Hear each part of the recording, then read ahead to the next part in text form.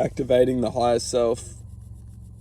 The higher self is acceptance. It's quite simple. Although when we are governed by kind of narcissistic energies, we can't accept because we want to be rational. We essentially want to feel like we're serving justice, but that's not the true self. The true self doesn't serve justice. It is justice. So if we feel like we need to serve justice, we're often being misguided in the first place, because we don't need to serve justice. We are justice. Justice is true. So oftentimes we're being just misguided from our minds. We're just listening to our minds. Well, it's not even our fault. It's what our minds are telling us to do, so we just do it.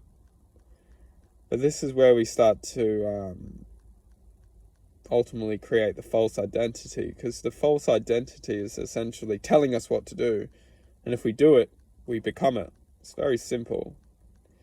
So if there's a voice in our head, say a voice on our right shoulder telling us, see, that's even the thing, the voice on our right shoulder, it doesn't tell us.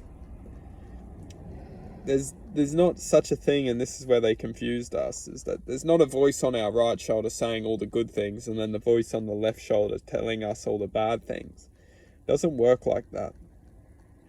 It works like the mind is telling us the evil most of the time, and the goodness is coming from the heart. The heart is telling us, giving us a chance to feel, giving us a chance to slow things down, look at things from a different perspective, giving us a sense of, feeling. We all can feel it, and we all know this. Except the mind, a lot of the time, is always convincing us and always talking and always deceiving our heart's vibrations, because it doesn't want our heart's vibrations to rise above the mind's dictatorship.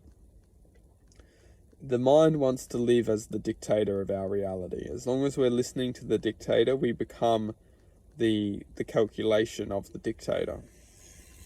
And whether that's whatever we want to do in life, set out to achieve in life, doesn't really matter. But the truth is if we listen to the dictator of this lie, of the mind, we will ultimately become his little henchman.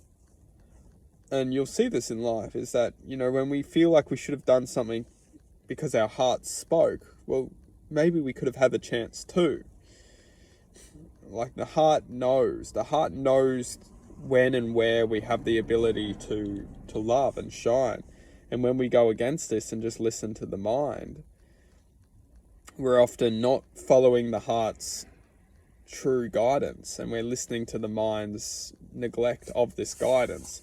And it is to a point like where we have a choice, and it's just what we want to experience. Do we want to continue to suffer? Because the dictatorship of the mind, it's built for us to suffer. And you might say, well, freedom. The mind gives us freedom because we have the ability to think freely. Well, we really don't. If you actually comprehend, when we set out something that we know is truly good for us, maybe like 92 to 95% of the time, we actually fail these thoughts. And those who achieve them, 5 to 8% of the time, who actually achieve something from their heart, it's not their first rodeo. They would have failed numerous times before they actually achieved and accepted, like a lot in their heart space to be able to formulate the strength to overcome the mind. So the mind has a very high success rate of convincing people to fail.